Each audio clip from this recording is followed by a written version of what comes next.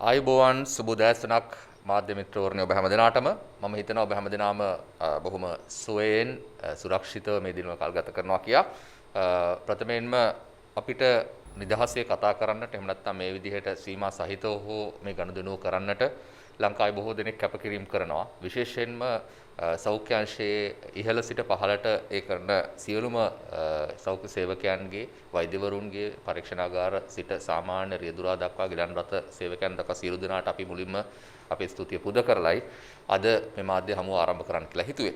මේක අපේ පළමු වතාවටයි ජනාධිපති මාධ්‍ය කේන්ද්‍රය මේ ආකාරයට තාක්ෂණය භාවිත කරන්නේ. මේක ලෝකීය ඉතා සුලභ ක්‍රමයක්. නමුත් අපි තාම අපේ කාර්ය මණ්ඩලයත් සමගින් මේකට මුල් පුරන අවස්ථාව නිසා පුංචි අතපසුවීම් අඩුපාඩු වෙන්න පුළුවන්. මගේ කාර්ය මණ්ඩලය වෙනුවෙන් මුලින්ම තමුන්නාන්සේලාගේ ඒ සඳහා සමාවායද සිටිනවා. යම්කිසි අඩුපාඩුවක් වුණොත් අපිත් එක්ක අපි ඉදිරියේදී ඒවා නිවැරදි කරගන්නට මේක අවස්ථාවක් කරගන්නත් බලාපොරොත්තු වෙන නිසා අපි කතා කරන්න බලාපොරොත්තු වෙන මාතෘකාව විශේෂයෙන්ම අද දවසේ මොකක්ද කියන එක ගැන මම මූලික අවබෝධය ලබා දෙන්නම්. අපි පූර්ව දැනුවත් කිරීම වලදී කියපු ආකාරයට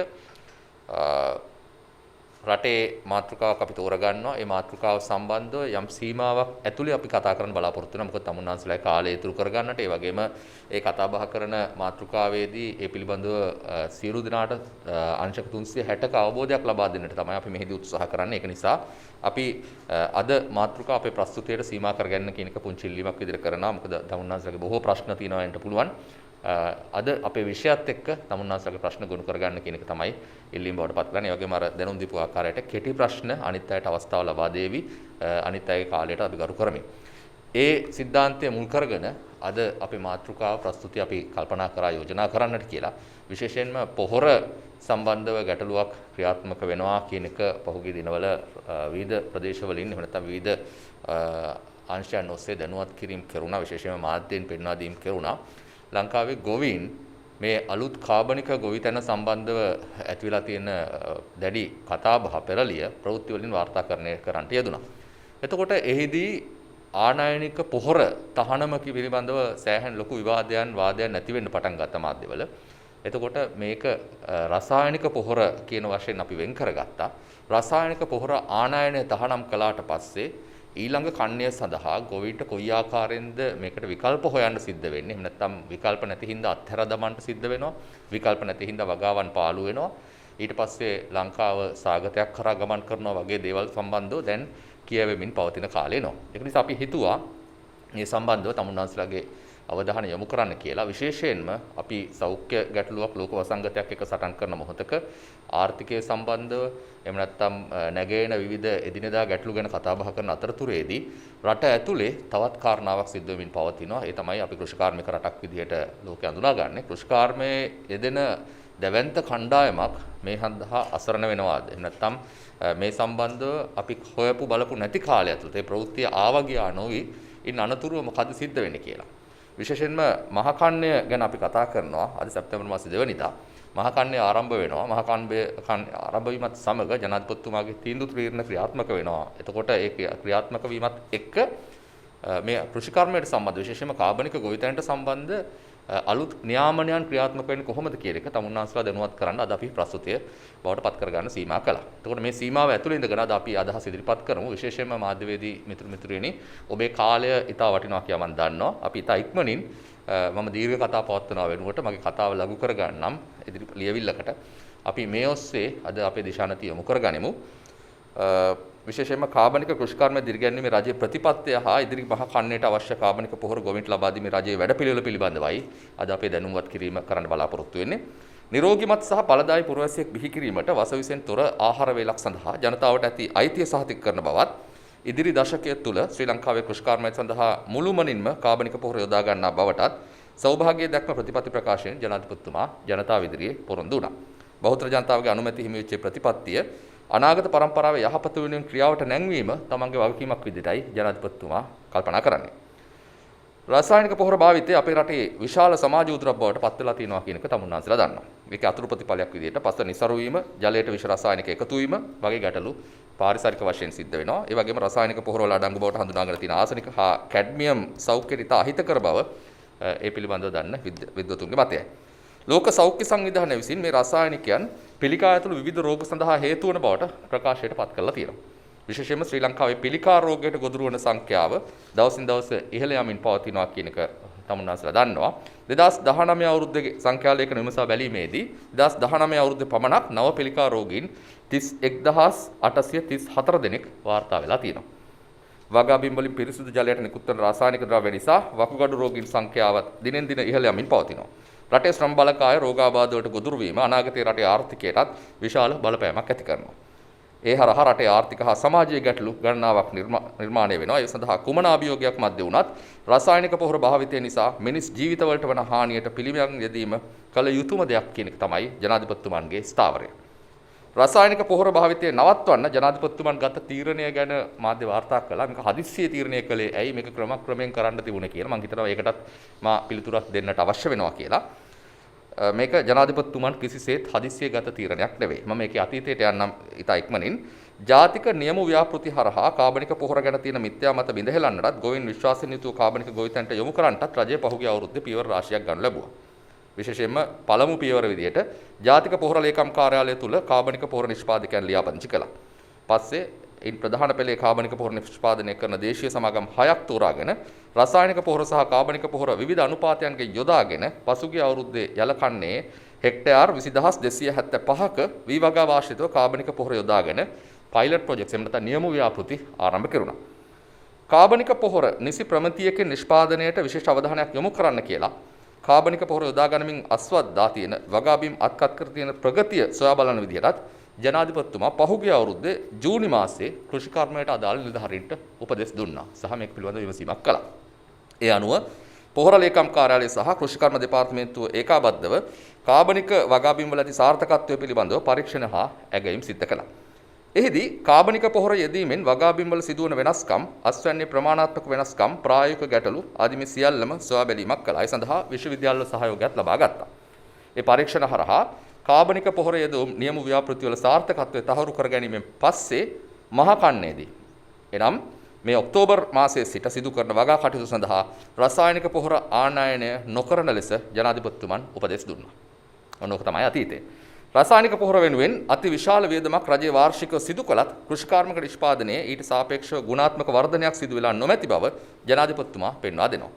ඒ නිසා මේ මුදල කාබනික පොහොර නිෂ්පාදනය දිරිගැන්වීම සඳහා යෙදවිය හැකි බව ජනාධිපතිතුමාගේ මතයයි. මේ වෙද්දී මහ කන්නයට අවශ්‍ය කාබනික පොහොර නිෂ්පාදනය කඩිනම් කරන්න වැඩපිළිවෙළ රැසක් රජය ආරම්භ කරලා තියෙනවා. ඒ යටතේ කාබනික පොහොර නිෂ්පාදනය සඳහා අවශ්‍ය ඉඩම්, තාක්ෂණය සහ උපකරණ අවශ්‍ය පරිදි ලබා දීමට පියවර අරගෙන තියෙනවා.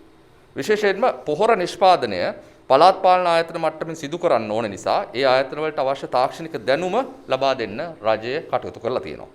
පළාත් පාලන ආයතන, ජාතික පශු සම්පත් සංවර්ධන මණ්ඩලය, කෘෂිකර්ම දෙපාර්තමේන්තුව, දීවර අමාත්‍යාංශය වගේ අමාත්‍යාංශ ගණනාවක් වගේම සමුපකාර දෙපාර්තමේන්තුව, යුද හමුදාව, සිවිල් ආරක්ෂක දෙපාර්තමේන්තුව ආදී ආයතන රැසක් කාබනික පොහොර නිෂ්පාදනය කිරීම ආරම්භ කරලා තියෙනවා දැනටම.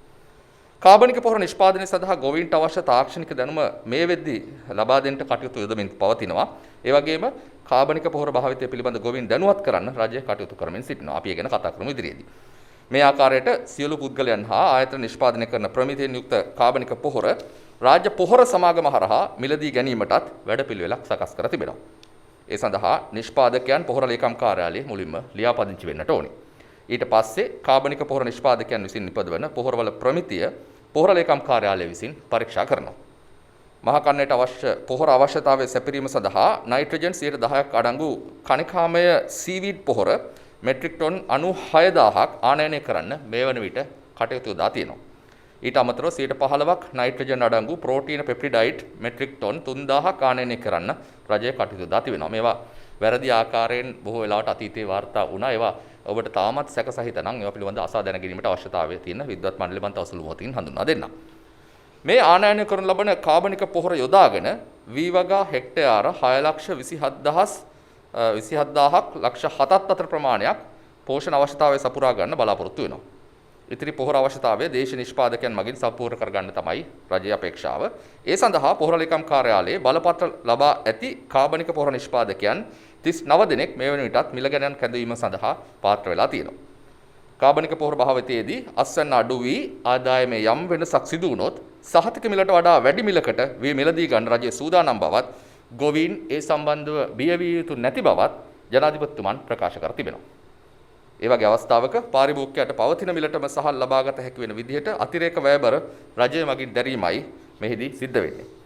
රසායනික කෘෂිකර්මාන්තයෙන් කාබනික වගාවට මාරු වීමේ වර්තමාන ගොවි සංග්‍රාමය ගොවිතැනේ උන්නතියට වගේම සබාදහමටත් ඒකේ පැවැත්මටත් වැදගත් වෙනවා කියන එක අමුතුවෙන් කියන්න අවශ්‍ය වෙන්නේ නැහැ. ඒක සුබ පණිවිඩයක් බවට පත් වෙනවා පාරිසරික විශේෂයෙන්ම පරිසර ප්‍රේමීන් සියලු දෙනාට.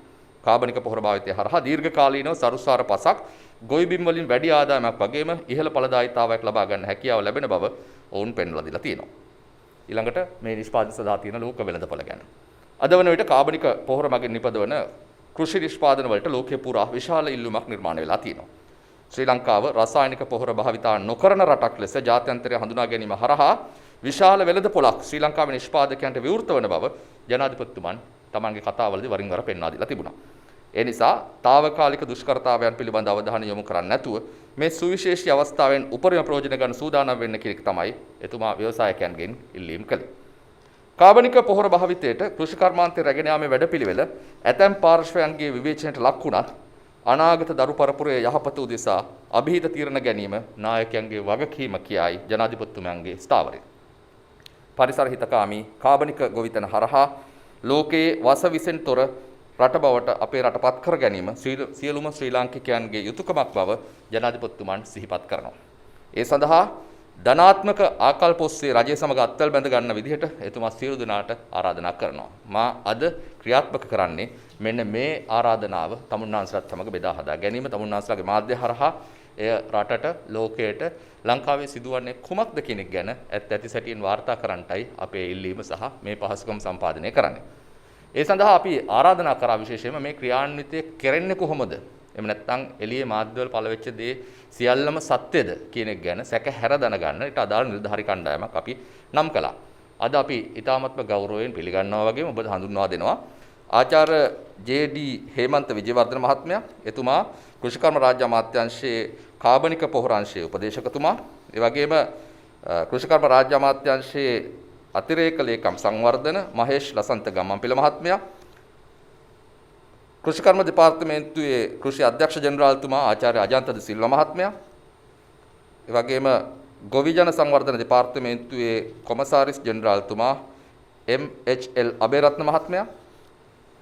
ඒ වගේම තිරසාර කෘෂිකර්ම පරීක්ෂණ හා සංවර්ධන මධ්‍යස්ථානයේ අතිරේක අධ්‍යක්ෂ ආචාර්ය එම්.එස්. නිජමුද්දීන් මහත්මයා අද අපිත් එක්ක සම්පත්දායකයන් විදිහට සහභාගී වෙනවා.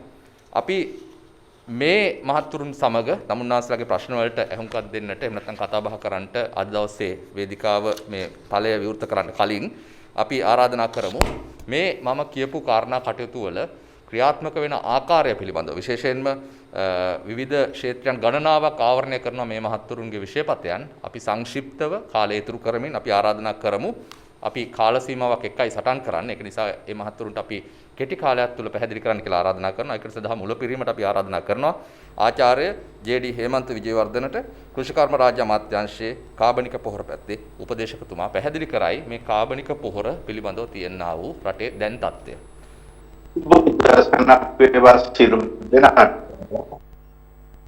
මම ප්‍රථමයෙන් ස්තුතිවන්ත වෙන මේ අවස්ථාව ලබා දීම ගැන රටේ ක්‍රියාවලිය පිළිබඳව පොහොර ඒකගේ කාබනික වගාව පිළිබඳව ඔබතුමන්ලාට කරුණ වැඩසටහන අපි කෘෂිකර්ම අමාත්‍යාංශය හා රාජ්‍ය කෘෂිකර්ම අමාත්‍යාංශය පටන් අරගෙන තියෙන්නේ අතිගරු ජනාධිපති ගෝඨාභය රාජපක්ෂ මැතිතුමාගේ සෞභාග්‍ය දැක්ම ප්‍රකාශනයට අනුකූලව තිරසාර ඉලක්ක සපුරා ගැනීම සඳහා නිරෝගී හා ඵලදායී පුරවැසියන් බිහි කිරීමට ගන්නා ලද ක්‍රියාමාර්ග.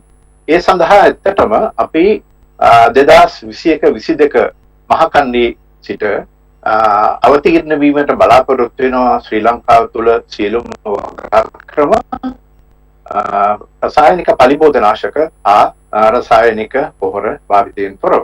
එහිදී අපි ඇත්තටම බලාපොරොත්තු වෙනවා මේ සඳහා ස්වභාවික ද්‍රව්‍ය මගින් නිපද වූ කාබනික පොහොර ඒ වගේම ස්වභාවික ද්‍රව්‍ය වලින් නිපද වූ පලිබෝධනාශක භාවිත කරන්න.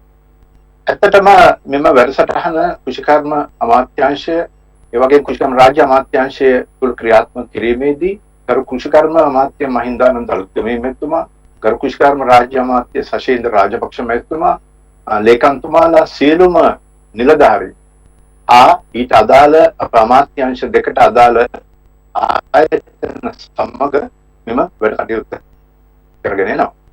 එහිදී ඇත්තටම කියන්න ඕන මෙම කාබනික වගාව හා කාබනික වගාශ්‍රිත පර්යේෂණ ඒ වගේම සංවර්ධන වැඩසටහන් සියල්ලම අපි මෙහිදී සිදු කරන්නේ තාක්ෂණික ක්‍රමවේදයක් යටතේ.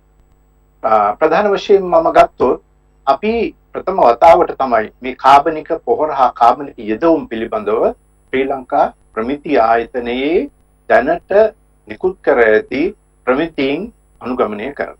ඇත්තටම මීට පෙර තිබුණු ප්‍රමිතීන් දීප ව්‍යාප්තව රටේ භාවිතා නොකරත් මෙහිදී කාබනික පොහොර කාබනික යෙදවුම් සියල්ලම අපි බලාපොරොත්තු වෙනවා මේ ආකාරයට නියම ප්‍රමිතීන්ට අනුකූලව භාවිතා කරන්න. ඒකෙන් අපි බලාපොරොත්තු වෙන්නේ තාක්ෂණික ක්‍රමවේදයක් යටතේ ඒ වගේම තත්ත්වයෙන් උසස් යෙදවුම් මේ කෘෂිකර්මයට යොදා ගන්න.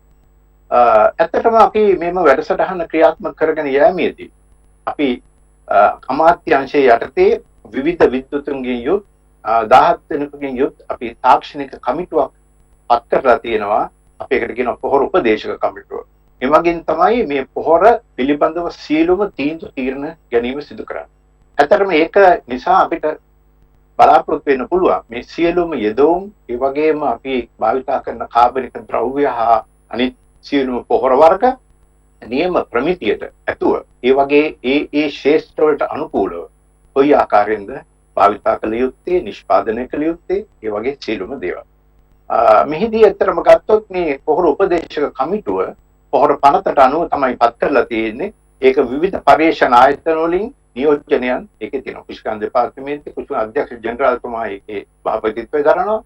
එතකොට කුෂිකාන් දෙපාර්තමේන්තුවේ නිලධාරීන් ඉන්නවා තව. පොල් පර්යේෂණ ආයතනය, ඒ වගේම තේ පර්යේෂණ ආයතනය, ඒ වගේම රබර් පර්යේෂණ ආයතනය, ඒ වගේම විවිධ ඒ වගේම විශ්වවිද්‍යාල. ඒ වගේම විවිධ ඇත්තටම ශාස්ත්‍රයේ පරිණත ඉතාමත්ම හොඳ කාර්යයන් රටට සිදු කරපු නිලධාරීන් පත් කරගන්න.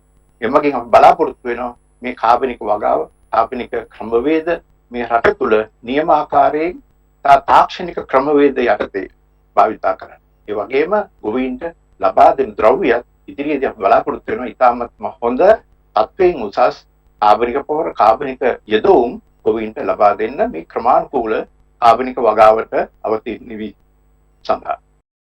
මීළඟට එතුමා පැහැදිලි කරා විශේෂයෙන්ම පොහොර ලේකම් කාර්යාලය සම්බන්ධව අද අපේ ප්‍රස්තුතය විශේෂයෙන්ම කේන්ද්‍රගත වෙන ස්ථානයක්. අපි ආරාධනා කරනවා කෘෂිකර්ම රාජ්‍ය අමාත්‍යාංශයේ අතිරේක ලේකම්තුමාට මහේෂ් ලසන්ත ගම්මන්පිල මහත්මයාට එතුමා අද දවසේ කතා බහේදී ආවරණය කරන විශේෂ ක්ෂේත්‍රය පිළිබඳව මාධ්‍යවේදීන්ට වචනයක් කතා කරන්න කියා.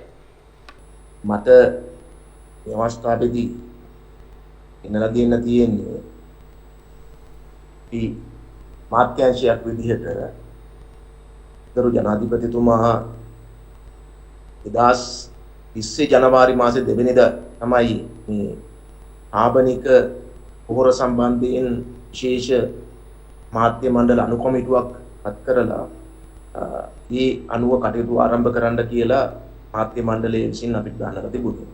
ඒ වගේම ඊට අනුරූපීව ජනාධිපති ලේකම්තුමා විශේෂඥ කමිටුවක් එම වසරේ පත් කළා. එම වසරේ එම කමිටුවේ උපදෙස් අරගෙන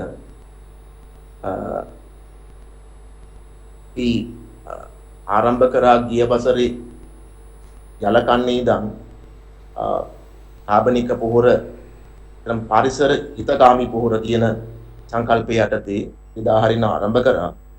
එතකොට ඒ යටතේ ගිය අවුරුද්දේ යලකන්නේ හෙක්ටාර 24428කට විවිධ අනුපාතයන් වලින් රසායනික පොහොර සමග වගේම රසායනික පොහොර නොමැතිව මේ පොහොර ලබා දීම අපි විසින් කරනු ලැබුවා. ඒකම ඊළඟ කන්නේ එහෙම නැත්නම් ගිය අවුරුද්දේ මහ කන්නේ තවත් හෙක්ටාර 20000කට 22217කට ඒ ආකාරයට පොහොර ලබා දුන්නා. මේ වසරේත් 2021 යලකන්නේ ඒ ආකාරයට හෙක්ටාර 68000කට මේ ආකාරයට 130 150 100% කාබනික පොහොරේ දිවීමේ අනුපාතයට පොහොර ලබා දීම කරා අමාත්‍ය මණ්ඩලයේ අනුමැතිය ලබාගත් සංදේශවලට ලැබුණු ප්‍රතිචාරයන් වලට අනුව ඒ කටයුතු වලදී අවශ්‍ය කරන නිර්දේශයන් කෘෂිකර්ම අධ්‍යක්ෂක ජනරාල්තුමා පත් කරන ලද තාක්ෂණික කමිටු සහ පොහොර උපදේශන කමිටුවෙන් ලබාගෙනයි කටයුතු කළේ. මේ ප්‍රතිඵල සැලකිල්ලට ලබා ගනිමින් පවතින ලෝක ආර්ථික තත්ත්වයන්ද සැලකිල්ලටගෙන අප්‍රේල් 27 වෙනිදා අමාත්‍ය මණ්ඩලය ගත තීන්දුව ක්‍රියාත්මක කිරීම සඳහා මේ වෙනකොට ගරු කෘෂිකර්ම අමාත්‍යතුමත් රාජ්‍ය අමාත්‍යවරුන් ලබා දී ඇති උපදෙස් ක්‍රියාවට නගමින් අවශ්‍ය කටයුතු සම්පාදනය කරලා තිබෙනවා. මේ සඳහා මුලින්ම අපි සොයා බැලුවා අපේ දේශීය නිෂ්පාදකයන්ට මෙවර මහකන්නේ හෙක්ටාර 8 ලක්ෂයක් සම්පූර්ණ කිරීම සඳහා අවශ්‍ය කරන පෝෂක ප්‍රමාණයන් ශාක පෝෂක ප්‍රමාණයන් සකස් කරලා දෙන්න පුළුවන්ද කියලා. එතකොට අපිට සොයා ගන්න පුළුවන් වුණේ අපි අවිල්ලා තියෙන වේගය මදි මේ සම්බන්ධයෙන්. ඒක නිසා අපිට සම්පූර්ණ ප්‍රමාණය දේශීය නිෂ්පාදකයන්ගෙන් සම්පූර්ණ කරගන්න බැහැ. ඒ නිසා අන්තර්ජාතික වෙළඳපොළිනුත් උසස් තත්ත්වයේ ප්‍රමිතියෙන් යුක්ත. ඒ කියන්නේ කාබනික නිෂ්පාදන සම්බන්ධයෙන් ලෝකයේ තිබෙනවා ප්‍රමිතියෙන් තිබෙනවා. ඒ සඳහාම ප්‍රතීතකරණය ලබන ආයතන තිබෙනවා.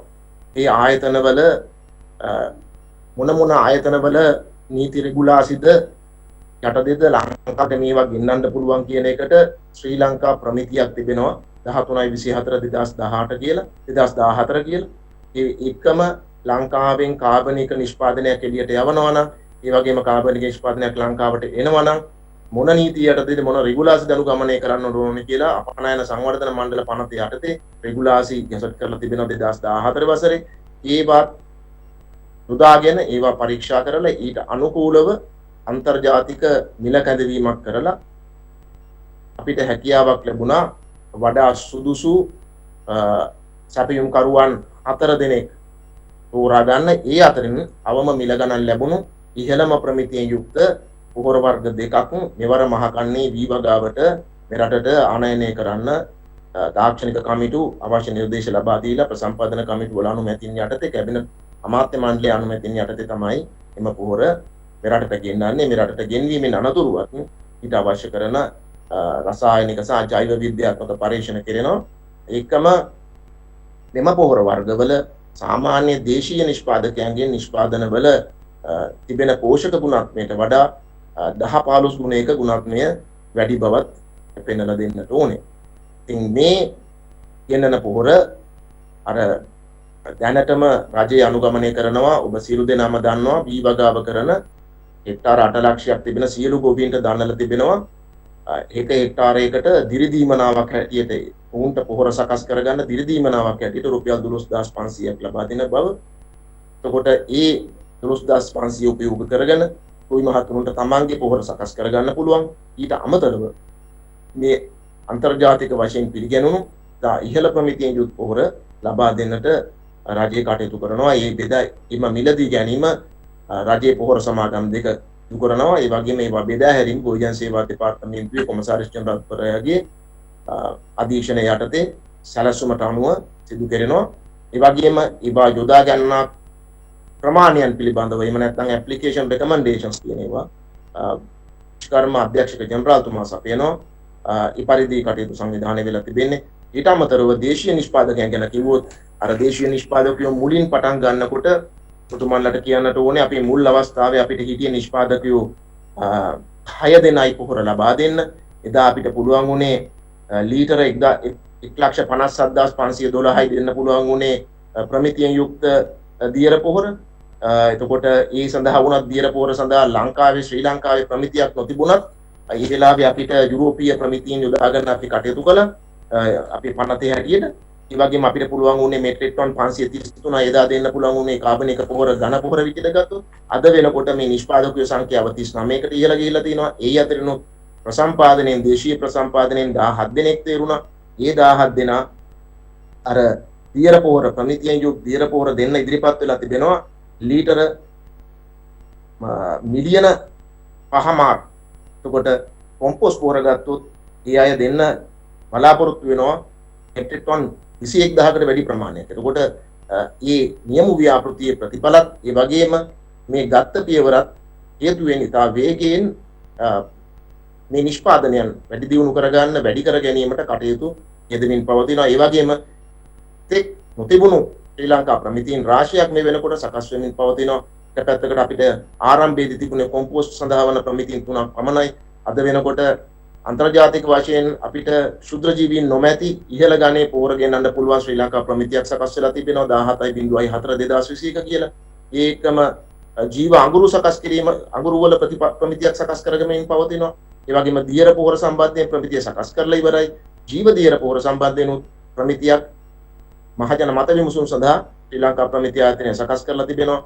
ඒ වගේම වී වගාව හැරුණකොට අනෙකුත් භෝගවලට කාබනික පෝෂක වර්ග අර අන්තර්ජාතික ප්‍රමිතිය යුත් කාබනික පෝෂක වර්ග කොහොමද ආනයනය කරන්න කියන එකටත් අපි අදාළ විධිවිධාන සකස් කරලා ආනයනකරුවන්ට මේ වෙනකොට දන්නලා ඒ අය අපනයන සංවර්ධන මණ්ඩල පනත යටතේ සකස් වෙලා තිබෙන නොකෝ කියන ආයතන National Organic Controlling Unit ජාතික ආබනික පාලන ඒකකයේ යටතේ ඔවුන් ගෙන්නන පොහොර වර්ග ලියාපදිංචි කරලා මේ වෙනකොටම ලංකාවට ඒවාල සාම්පල ගෙනල්ලා පරීක්ෂා කිරීමේ කාර්යය ආරම්භ කරලා තිබෙනවා.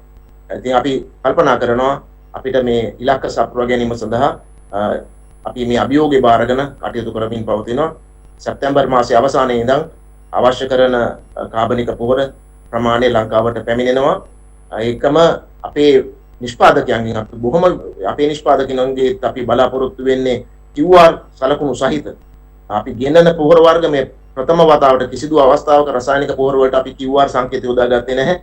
මොන විද්‍යාගාරයේද පරීක්ෂා කරේ මොනවාද මේකේ තියෙන්නේ කියන එක කාටවත් බලා ගන්න පුළුවන් කමක් තිබුණේ නැහැ. නමුත් මෙවර අපි ආනයනය කරන පොහොර වලත් ඒ QR සංකේත යොදනවා.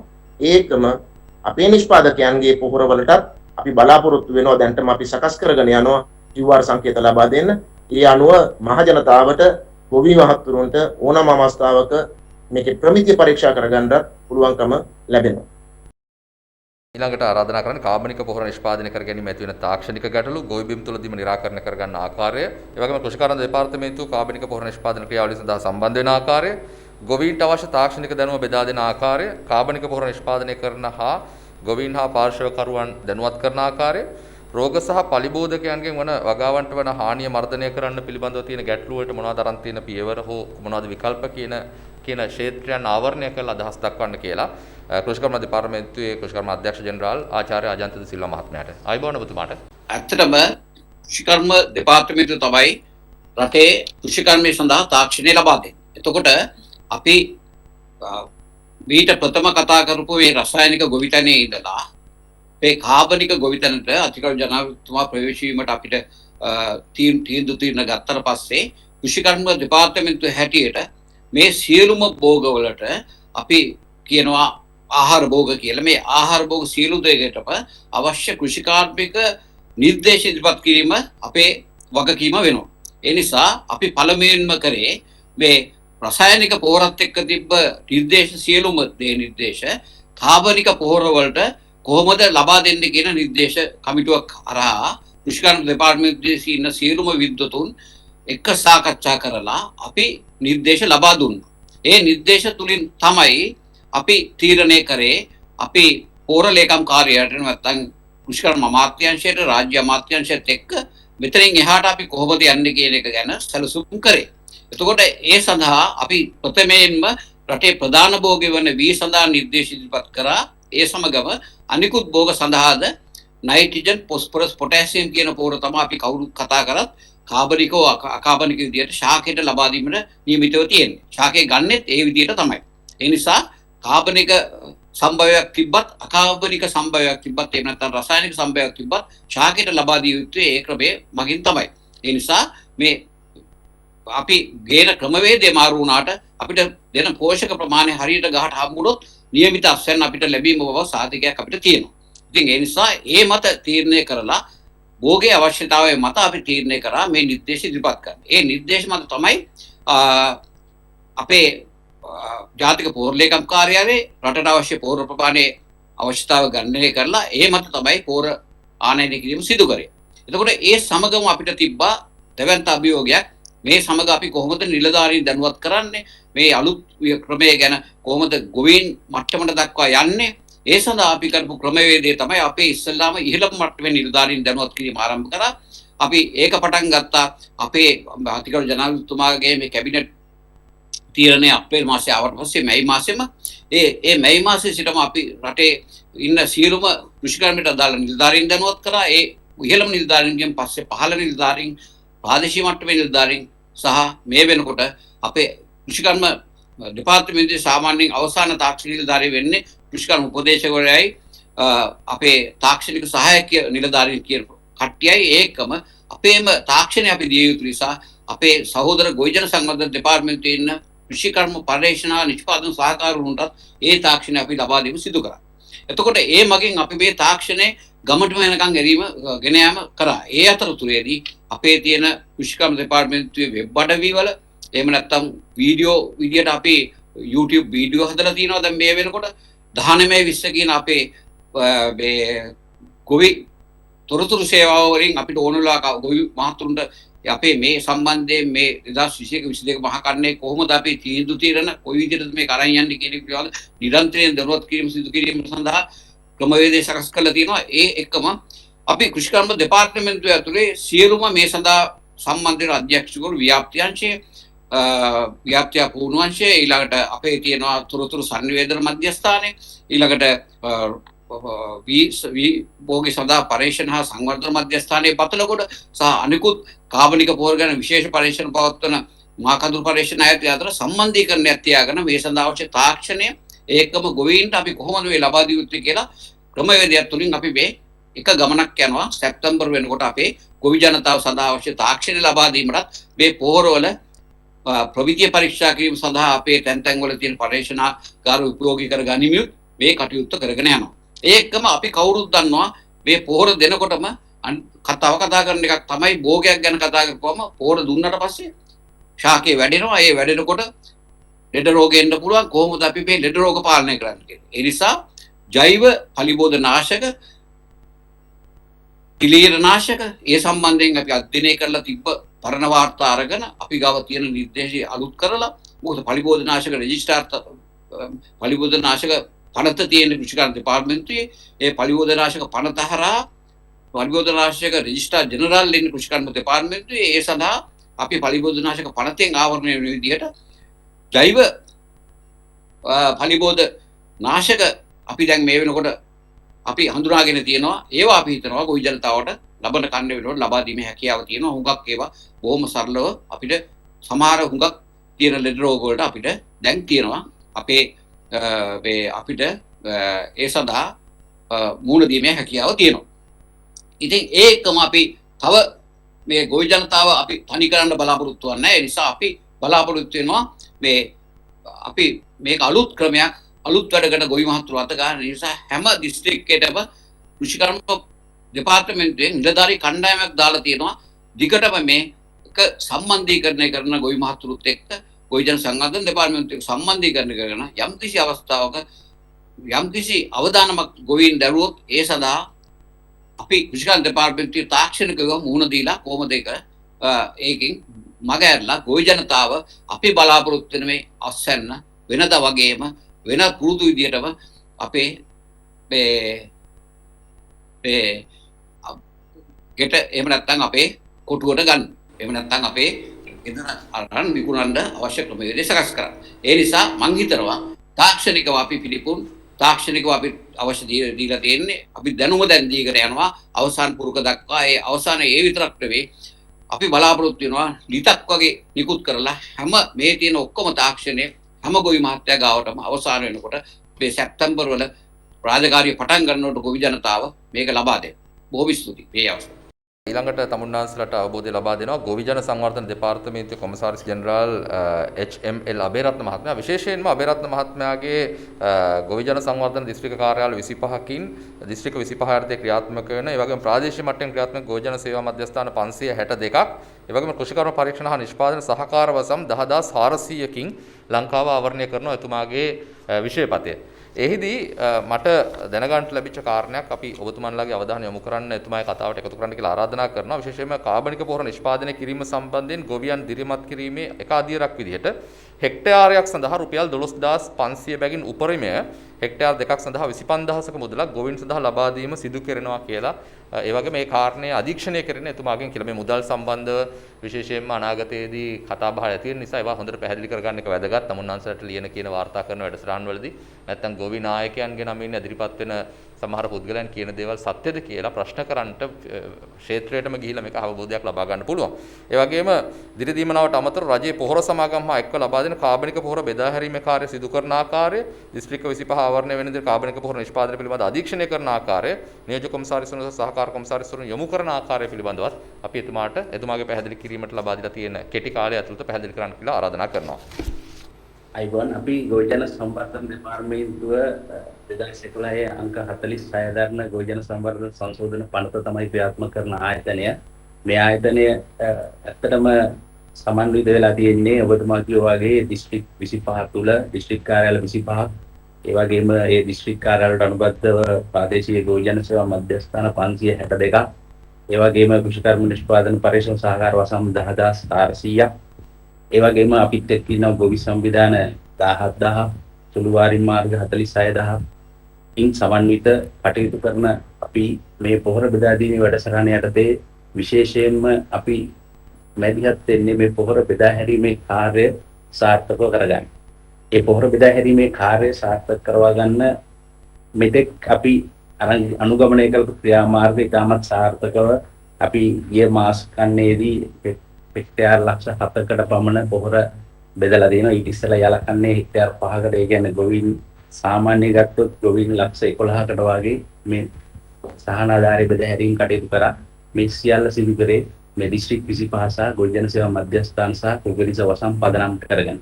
ඉතින් මෙවර අපිට තියෙන අභියෝගය මේ අපි අලුත් සැලැස්ම යටතේ ගොවියට පොහොර සකස් කර ගැනීම සඳහා මූල්‍ය ආධාරයක් ලබා දීම. මේ මූල්‍ය ආධාරය හෙක්ටයාර් එකකට 12500 ගානේ හෙක්ටයාර් දෙකක උපරිමයක රුපියල් 25000ක මුදලක් ගෙවන්න තමයි සූදානම් කරලා තියෙන්නේ. මේ රජයේ මැදිහත් වීම ඒ අදාළ කාබනික ඝන පොහොර නිෂ්පාදනය කර ගැනීම සඳහා. ඒ සඳහා අපි ක්‍රියාත්මක කරන වැඩසටහන අපි වර්තමාන තත්ත්වයට එක්ක අපිට යම් ගැටලු ඇති වෙලා තියෙනවා මේ කොවිඩ් තත්ත්වයට එක්ක අපේ නිලධාරීන්ට ගොවින් ළඟට යෑමට. ඒක නිසා අපි අධියර දෙකකින් ක්‍රියාත්මක කරන්න බලාපොරොත්තු වෙනවා. මේ 12500 දීමනාව ගෙවීම. ඒ සඳහා අපි ප්‍රථමයෙන්ම අපි ගොවින් දැනුවත් කරලා තියෙනවා. ආයුධ පත්‍රයක් නිකුත් කරලා තියෙනවා. ඒ ආයුධ පත්‍රය පුරවලා තමන්ගේ වසමේ ඉන්න කෘෂිකර්ම නිෂ්පාදන පරිශ්‍රම සහකාර නිලධාරියට හෝ එහෙම නැත්නම් ගොවිජන සේවා මධ්‍යස්ථානයට බාර දෙන්න කියලා අපි මේ පළවෙනි දවනකොට ඒ ආයුධ පත්‍රයේ බාර දෙන්න තමයි මූලික සැලසුම් කරලා තිබ්බේ. නමුත් කොවිඩ් තත්ත්වය නිසා කොවිඩ් තියෙන ප්‍රදේශවල අපි පොඩ්ඩක් ඒ ප්‍රමාණය තව ඉදිරියට කල් දුන්නා. ඉතුරු ප්‍රදේශවල පළවෙනි දවනකොට මේ ආයුධ පත්‍රය බාර දුන්නාම අපි 6 වෙනි දවනකොට ඒ අදාළ මුදල් ඒ තමන්ගේ බැංකුවට පිටුව බැර වෙන විදිහට තමයි ආකාරය සකස් කරලා තියෙන්නේ. මොකද මේ වාතාවරණය තුල යම් ප්‍රශ්න ඇති වෙන්න පුළුවන්.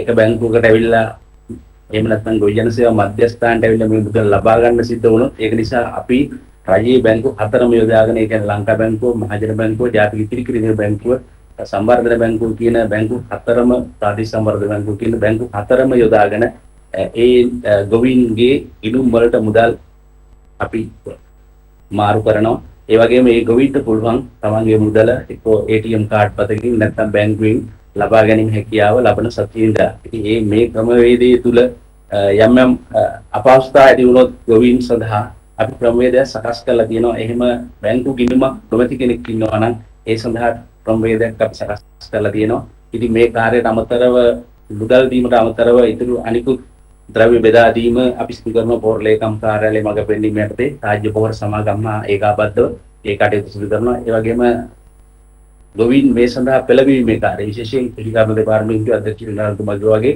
කෘෂිකර්ම දෙපාර්තමේන්තුව ඒකාබද්ධව අපි ගොවිජන සම්වර්ධන දෙපාර්තමේන්තුව මේ ගොවීන් දැනුවත් කිරීමේ වැඩසටහන සඳහා ඍජුවම දායකත්වය වෙලා ඉන්නවා. මොකද ප්‍රාදේශීය මට්ටමේ ඉන්නේ නිලධාරියෙ ඉන්නේ අපේ නිලධාරියෙක් කෘෂිකර්ම පරිශ්‍රම නිෂ්පාදන සහකාර. ඉතින් එතුමා සහ අපේ කෘෂිකර්ම දෙපාර්තමේන්තුවේ නිලධාරීන් ඒකාබද්ධව මේ වැඩසටහනට ඍජුවම දායකත්වය දක්වලා තියෙනවා. ඒ වගේම අපි වෙනකොට ගොවි සංවිධාන විශාල සංඛ්‍යාවක් දැනුවත් කිරීම කළා තියෙනවා. ඒ වගේම ගොවීන් පෞද්ගලිකව දැනුවත් කිරීම කළා තියෙනවා. අපේ නිලධාරීන් සියලු දෙනාම කෘෂිකර්ම දෙපාර්තමේන්තුව ඒකාබද්ධව පුහුණු වීම කටයුතු අවසන් කරලා තියෙනවා. ඒක නිසා අපි මේ කාර්යයට දැන් සූදානම් වෙන්නේ. අපිට පුළුවන් වෙයි මේ සති දෙක තුන ඇතුළ වෙනකොට මෙන්න මේ පොහොර බෙදා දීමේ කාර්යය සහ සහන ආධාර ලබා දීමේ කාර්යය අපේ දෙපාර්තමේන්තුව තුළ ඉතා හොඳින් කරගෙන යනවා. ඊළඟට අදහස් දක්වන්නේ දිරසාර කෘෂිකාර්ම පරීක්ෂණ හා සංවර්ධන මධ්‍යස්ථාන අතිරේක අධ්‍යක්ෂ ආචාර්ය එම්.එස්. නිජමුදීන් මහත්මයා. අපි එතුමාගේ අදහස් දැක්වෙන් පස්සේ කෙලින්ම මාධ්‍යවේදී ඔබට අද කතා කරපු විශේෂ ක්ෂේත්‍රය සම්බන්ධව මේ මහත්තුරුන්ගෙන් ප්‍රශ්න අසා විමසා දැනගන්න අවස්ථාව ලබා දෙනවා. නිජමුදීන් මහත්මයා ඔබතුමාට අවස්ථාව. අයිබෝවන් අයිබෝවන්. බෝගේට අවශ්‍ය පෝෂක සපයන්න ඕන කියන එක අපි දන්නවා. එහෙම අවශ්‍ය පෝෂක සපයන්න ඕන නම් ගුණාත්මක කාබනික යෙදවුම් අපි යොදවන්න ඕන. ගුණාත්මක කාබනික පොහොර නිපදවන ප්‍රෝග්‍රෑම් එක ඇත්තටම ප්‍රසාර කෘෂිකර්ම පරිශන හා සංවර්ධන මධ්‍යස්ථානයේ අවශ්‍ය පුහුණු අපි දෙනවා. දැන් එතනින් ගොවින් කාබනික පොහොර සකස් කරමේදී සැලකිය යුතු කාරණේ තියෙනවා. පළවෙනි එක සුදුසු අමුද්‍රව්‍ය ගැනීම. දැන් SLS ප්‍රමිති ප්‍රමිති ආයතනයෙන් සකස් කරලා තියෙනවා 2019 නයිට්‍රජන් මිශ්‍ර ප්‍රමාණය තියෙන්න ඕනේ, පොටාසියම් මිශ්‍ර ප්‍රමාණය තියෙන්න ඕනේ, ෆොස්ෆරස් මිශ්‍ර ප්‍රමාණය තියෙන්න ඕනේ කියලා සකස් කරලා තියෙන. අඩුම ගාන 1% නයිට්‍රජන් තියෙන්න ඕනේ, පොටාසියම් 0.5ක්, ෆොස්ෆරස් එකක් අඩුම ගාන තියෙන්න ඕනේ. ඒ වගේම වැඩියෙන් තියෙන්න 20ට වඩා අඩු 120ට වඩා අඩුවෙන් තියෙන්න ඕනේ. ඒ වගේම තෙතමනේ 125කට වඩා අඩුවෙන් තියෙන්න ඕනේ. ඒ වගේ ප්‍රමිතියක් හදලා තියෙනවා. ඒ ගුණාත්මකම පොහොර යෙදුම් වෙනකොට තමයි භෝගයට අවශ්‍ය වෙන පෝෂක ලැබෙන්නේ. එහෙම කරනවා නම් මම කලින් කිව්වා වගේ සුදුසු අමුද්‍රව්‍ය ගැනීම විශේෂයෙන් හයි නයිට්‍රජන් වැඩිම නයිට්‍රජන් තියෙන අමුද්‍රව්‍ය තෝරා ගන්න ඕනේ. සත්වීය පොහොර අපිට පාවිච්චි කරගන්න පුළුවන්. කුකුල් පොහොර ඒවා ලේයර් පොහොර ගත්තම නයිට්‍රජන් ප්‍රමාණය තියෙනවා 103ක්. ඒ වගේම බ්‍රොයිලර් ගත්තම 2.7ක් වගේ තියෙනවා. ඒ වගේම එළු පොහොර ගත්තම 2.6ක් වගේ තියෙනවා. ඒ වගේම ගොම පොහොර හිම පාවිච්චි කරන්න පුළුවන් 1.7ක් වගේ තියෙනවා. ඒක නයිට්‍රජන් වැඩියෙන් තියෙන සත්ව පොහොර යූස් කරගන්න පුළුවන්. ඒ වගේම කොළ පොහොර රනිල භෝග තියෙන ඒවා ග්ලිසරිඩියා, වල් සූර්යකාන්ත ඒ වගේ එක දාගන්න පුළුවන් 7.7ක් වගේ නයිට්‍රජන් අඩංගු ලෙගිමිනස් භෝග රනිල භෝගීම පාවිච්චි කරන්න පුළුවන්. ඒ වගේම එපවල ෆොස්ෆේට් 105ක් ඇඩ් කරගන්න ඕනේ, එකතු කරගන්න ඕන. හේතුව දැන් ෆොස්ෆරස් ප්‍රමාණයත් එතනින් වැඩි දියුණු කරගන්න 105 කියලා කියන්නේ එක ටොන් එකක් ප්‍රොඩියුස් කරනවා නම් කිලෝග්‍රෑම් 50ක් එපවල ෆොස්ෆේට් එකතු කරගන්න ඕන. ඒ වගේම පොටාසියම් ප්‍රමාණයත් වැඩි දියුණු කරගන්න පොළ පොහොර එකතු කරගන්න ඕනේ. ඒ වගේම පෝෂ්‍ය අවශේෂ ඒවා තියෙනවා. පිදුරු දේවල් ඒ වගේම කැසල් පඳුරු එහෙම කෑලි වලට කපලා එහෙම දාගන්න ඕනේ. එවිම කරන වෙලාවේදී සුදුසු අමුද්‍රව්‍ය දාලා කරනකොට ප්‍රමිතින් ගුණාත්මක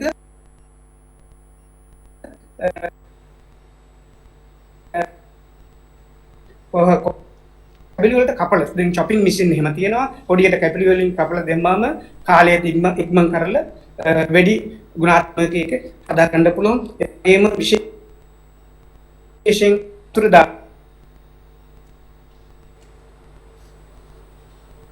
හොඳයි අපි මැෂින්ස් තියෙනවා ටර්නින් අර මාධ්‍යවේදී මිතුරියනි අපි ඔබතුමන්ලාට ආරාධනා කරනවා විශේෂයෙන්ම ඔබතුමාගේ ප්‍රශ්න ඇසීමේ අවස්ථාවයි දැන් ලැබෙන්නේ. ඔය හුඟ දෙනෙක් මේ ක්‍රමය සම්බන්ධව දන්නවා. නමුත් නොදන්නා කෙනෙක් ඉන්නවා නම් මම නැවත මතක් කරනවා. ඔබට ප්‍රශ්නයක් ඇසීමේ අවස්ථාව ලබා ගන්න පුළුවන්. ඔබේ ස්ක්‍රීන් එකේ තියෙන raise your hand කියන අවස්ථාව උදා කරගත්තට පස්සේ අපේ කාර්ය මණ්ඩලය හරහා අපි ඔබ ඊට ඉක්මනින් ප්‍රශ්නයට සම්බන්ධ කරන්න උත්සාහ කරන්නම්.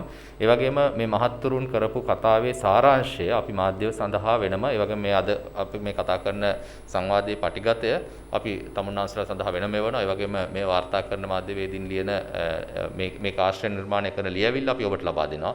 අදාළ ඡායාරූප සහ මේ මහත්තුරුන්ගේ සම්බන්ධීකරණය කර ගැනීමට මින් ඉදිරියට අවශ්‍ය නම් මොනවා හරි ඒ සම්බන්ධීකරණයත් අපේ කාර්ය මණ්ඩලය විසින් ජනාධිපති මාධ්‍ය කේන්ද්‍රයේ කාර්ය මණ්ඩලය විසින් තමුන්නාන්සලා ලබා දෙනවා. අපි කෙලින්ම ප්‍රශ්න වටේට යන් අපි සෑහෙන වෙලාවක් දැන් අහුම්කන් දීපු නිසා. මම ඔබේ ප්‍රශ්නයට අවස්ථාව තියෙනවා. කික්සි බොහොම ස්තුතියි. මම අමල් ජයසිංහ AFP මාධ්‍යායතනයෙන් මම දැනගන්න කැමතියි දැන් තේ සම්බන්ධයෙන් කොහොමද මේ කාබනික පොහොර පාවිච්චි සිද්ධ වෙන්නේ? විශේෂයෙන්ම දැන් තේ කර්මාන්තයේ බොහොම අපිට කියනවා ඒගොල්ලන්ට රසායනික පොහොර වලට හරි ආදේශක ඒ කියන්නේ කාබනික ආදේශ ලැබිලා නැහැ කියලා. ඒ අනුව ජූලි මාසයේ ඉඳලා ශ්‍රී ලංකාවේ තේ පළදාව සෑහෙන දුරට අඩු වෙලා තියෙනවා කියලා. මේ තත්ත්වයට කොහොමද ශ්‍රී ලංකාවේ ප්‍රධානම අපනයන භෝගයක් හැටියට කොහොමද තේ සඳහා කොහොමද කෘෂිකර්ම බලධාරීන් එකට කටයුතු කරන්නේ? දැන් ඇත්තටම තේ සඳහා වගේ ගත්තොතින් අපි දැන් මම හිතන්නේ ඇත්තටම මහේෂ් ගම්මාපිල මහත්මයා තමයි මේ පෝර්ලේකම් කාර්යාලයෙන් මේ සම්බන්ධයෙන් ඇත්තටම කතා කළ යුත්තේ. නමුත් මම කතා කරන්නම් දැන් අපි අර ඉස්සෙල් වීබෝග වලට අපි පොහොර දැන් මේ වෙනකොට නයිට්‍රජන් සම්භාවයක් තියෙන, කාබනික සම්භාවයක් තියෙන නයිට්‍රජන් කියලා තියෙනවා, පොටෑසියම් අපි දෙනවා. එතකොට අනිත් වගේම අර ඉස්සෙල්ලා මහේෂ් ගම්මාපිල මහත්මයා සඳහන් කරා වගේම ලංකාවේ තියෙන ඝන කාබනික පොහොර සහ දීර්ඝ කාබනික පොහොර දෙනවා. ඒ වගේම දැන් තීරණයක් අරන් තියෙනවා අපි පිටරටින් කාබනික සම්භාවයක් තියෙන මේ පොහොර වර්ග ගේන්න. නයිට්‍රජන් සහ ෆොස්ෆරස් පොටෑසියම් තියෙන මේ වගේ අවශ්‍යතාවල් තියෙන කාබනික සම්භාවයක් තියෙන පොහොර ඒවා පසට දාන ඒවා. මොකද අර ඉස්සෙල්ලා ඔබතුමා සඳහන් කරා වගේම තේ වලට ස්ප්‍රේ කරන්න එහෙම නැත්නම් කොළ වලට දාපුවාම ඒවායේ ගුණාත්මය අඩු වෙයි කියලා තේ වගාකරුවන් ඒකම පරීක්ෂකයන් කියනවා. ඉතින් ඒ නිසා මේවා සාමාන්‍ය ක්‍රමයටම පසට දැමීම සඳහා අවශ්‍ය විදිහේ ක්‍රමවේද සකස් කිරීම සඳහා අපි ලංකාවේ අපනයනය කරන පොහොර සමාගම් වලට බාර දීලා තියෙනවා. දැන් මට සඳහන් කරන්න කැමතියි මේ වෙනකොට කෘෂිකර්ම දෙපාර්තමේන්තුවේ ශාක නිරෝධායන ආයතනයෙන් පර්මිට් දීලා තියෙනවා සමාගම් 19කට පොහොර වර්ග 90කට. ඒ කියන්නේ ඒකෙන් මම කියන්නේ ඔක්කොම තේ වලට එනවා කියලා. එක එක භෝග සඳහා ගේන්න සඳහා තියෙනවා. ඒ අතරතුරේ මේ ප්‍රධාන වැවිලි භෝග වල සඳහා අවශ්‍ය වන පොහොර වර්ග වල සාම්පල් දැන් ගේන්න ලංකාවට බලාපොරොත්තු වෙනවා. ඉතින් මම හිතනවා ඒ සඳහා අපි තේ පරීක්ෂණ ආයතනයේ නිර්දේශ ලබා දීමට අපි එදා ජාතික පොහොර ලේකම් කාර්යාලයේ හරහා සිද්ධ වෙන පොහොර උපදේශක කමිටුව මම තමයි මූලාසනය ගන්නෙ.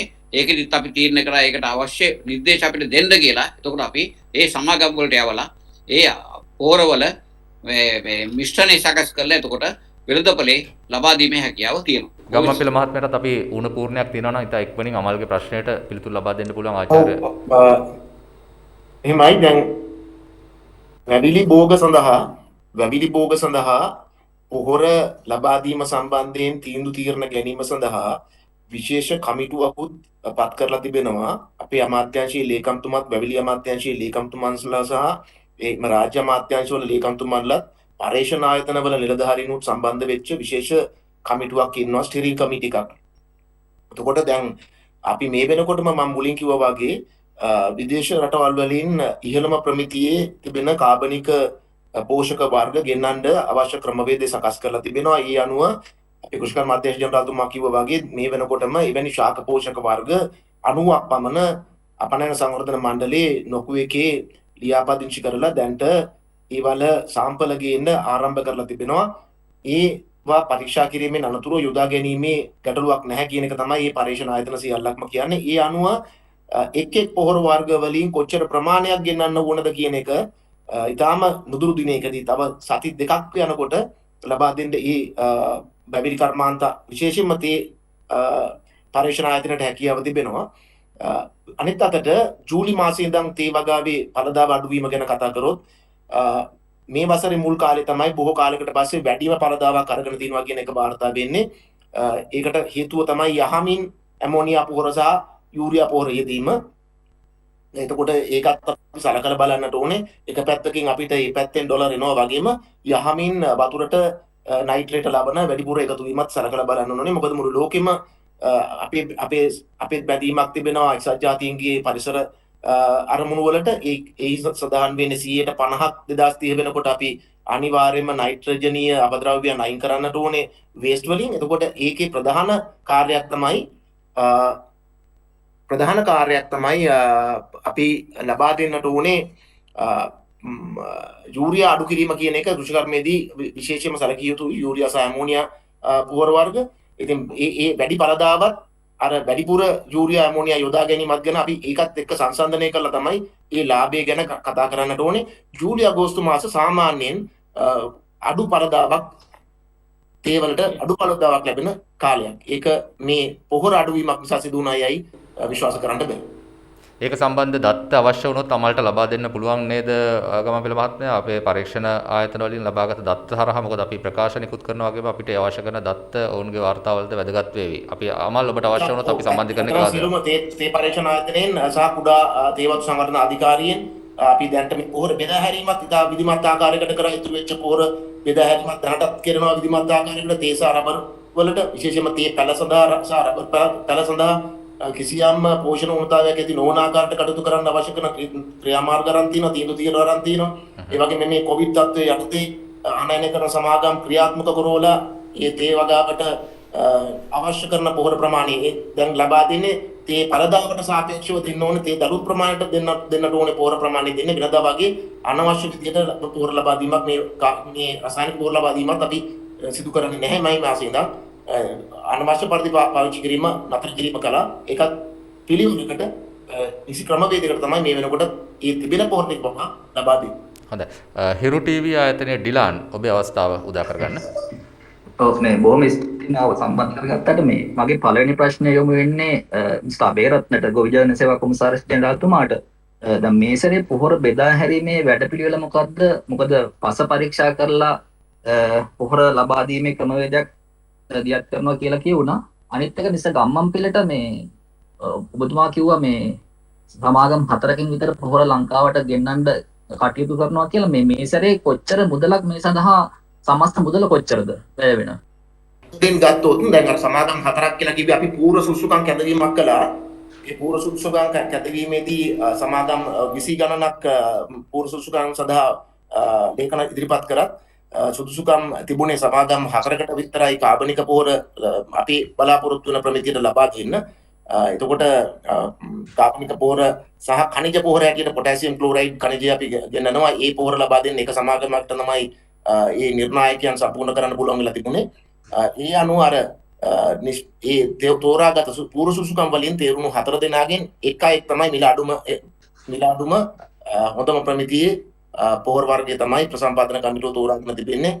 මේ රටට ගෙන්නන්න පොහොර වර්ග දෙකක්. එකක් නයිට්‍රජන් 10%ක් අඩංගු සීවීඩ් කණිකාමය පොහොර, අනිත් එක 15%ක් නයිට්‍රජන් අඩංගු 80%ක් ඇමයිනෝ අම්ල වර්ග 20න් යම් ගණනක් අඩංගු පවුඩර් ෆෝම් එකේ පොහොර වර්ගයක්. එක ද්‍රාවණයක් විදිහට යොදා ගන්න පුළුවන් ද්‍රාවණයක් මෙට්‍රික් ටන් 3000ක්.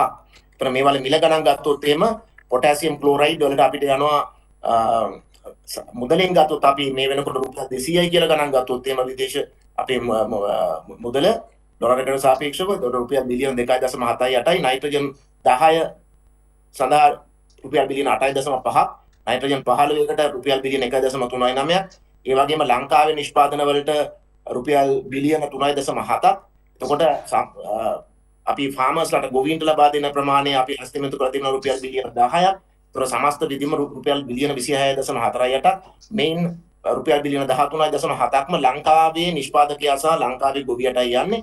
මේ ප්‍රමාණයට මේ වතාවේ රසායනික පොහොර ගෙනාවා නම් අපිට යූරියා වලට මෙට්‍රික් ටන් 1,45,000ක් ගෙනන්න වෙනවා. ඒකට රුපියල් බිලියන 13ක් යනවා. ඒ වගේම TSP අපිට 34400ක් මෙට්‍රික් ටන් ගෙනන්න තියෙනවා රසායනික පොහොර ගෙනාවා නම්. ඒතර රුපියල් බිලියන 6.88ක්. ඒක සම්පූර්ණ ඩොලර් වලින් මේක. MOP මේ ගෙනන ගානම 2.78ක්. ඒතකොට රුපියල් බිලියන 22.71ක් රුපියල් වලින් ගණන් ගත්තොත් අපි දරන්නට උන රසායනික පොහොර ගෙනාවා නම් ඒ රුපියල් බිලියන 22.71කින් කිසිම මුදලක් අපේ රටේ පොහොර නිෂ්පාදකයටවත් ගොවියට පොහොර නිෂ්පාදනය කරගන්නවත් ලැබෙන්නේ නැහැ කියන තත්ත්වයක් එක තමයි මේවා සංසන්දනය කරලා තිබෙන්නේ. අවඩියන් මන්ට මේකේ අපි පොහොර බෙදා හැරීමේ ක්‍රියාදාමය ගැන විස්තර බ්ලොක් නේ අපි අපේ ගොජන සේවා මධ්‍යස්ථාන සහ පොහොර ලේකම් කාර්යාලය සහ රාජ්‍ය පොහොර සමාගම් වල ඉදිරි කරන පොහොර ප්‍රමාණය අපේ ගොජන සේවා මධ්‍යස්ථාන ලැබුණ විට ගොජන සේවා මධ්‍යස්ථානයේට කෘෂිකර්ම අමාත්‍යාංශ කෘෂිකර්ම දෙපාර්තමේන්තුවේ දෙන නිර්දේශයේ මත පොහොර අපි බෙදා හැරීමේ කටයුතු කරලා තියෙනවා. එතුමාව පස පරීක්ෂා කිරීමේ කටයුතු අපි මොනරාගල අම්පාර දිස්ත්‍රික් වලින් ආරම්භ කරලා තියෙනවා.